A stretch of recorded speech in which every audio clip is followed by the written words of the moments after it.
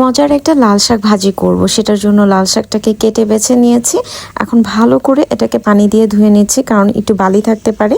তো স্ট্রেইনারে রেখে আমি ভালো করে ওয়াশ করে নিব। লাল শাক ভালো করে ধুয়ে নিয়েছি। এখন আমি সিদ্ধ বসাবো। সিদ্ধ বসানোর জন্য অল্প একটু পানি দিয়েছি, আর ধুয়েছি যে সেই পানিটা দিয়ে এখন ঢাকনা দিয়ে ঢেকে দিব। লাল শাক দেখি ডাঁটা শাক হয়ে গেল।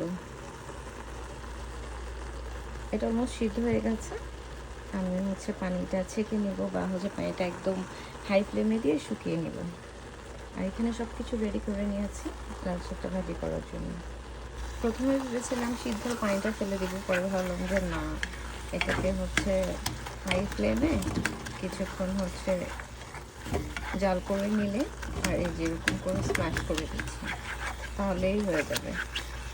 তারপর বাগার দেবে তেল দিয়ে।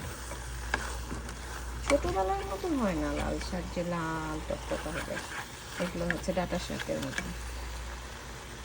এখানে বেশি করে পেঁয়াজ কুচি, রসুন কুচি, শুকনো মরিচ আর কাঁচামরিচ নিয়েছি। আর এই যে শাকটা এখানে আমি এগুলো দিয়ে দিব। এই শাকটা বাগার দেব। এটাকে ভালো করে ভাজা ভাজা করে নেব।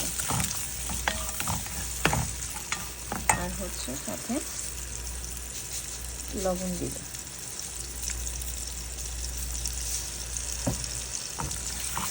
লবণ দিলে একটু তাড়াতাড়ি এই যে পেঁয়াজটা গরম হয়ে আসবে, ভাজা ভাজা হয়ে যাবে। পেঁয়াজ রসুন এগুলো ভালো করে ভাজা হয়ে গেছে। আমি লাল শাকটা দিয়ে দিলাম।